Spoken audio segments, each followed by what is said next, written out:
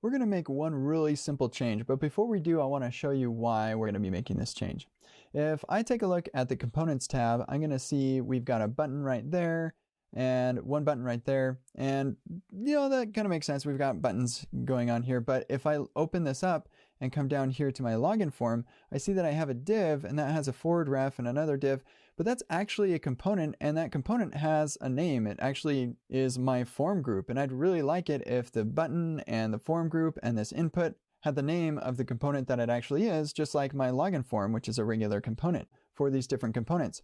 For example, if I say button.displayName equals my super cool button and save that, come over here, then we're going to see we've got my super cool button right there. So if we can set the display name, then everything works out fine. But I don't know about you, I don't want to set the display name. I've already set a name for this thing, and that is, I named it a variable button.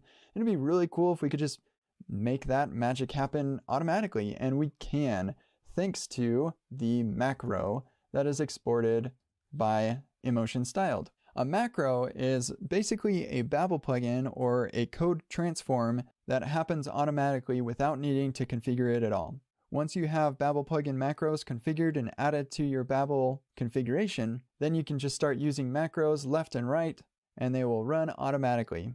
And luckily for us, React Scripts has that built in. So if I save this, now we're going to see a totally different story. There we have a button, and if we pull this up, then we'll see we have our form group and our input. So it's a pretty simple change, but it has some nice implications for our development experience.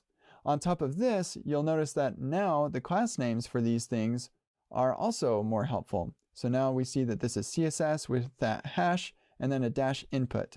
And we also have the dash form group. So that should help in your debugging as well.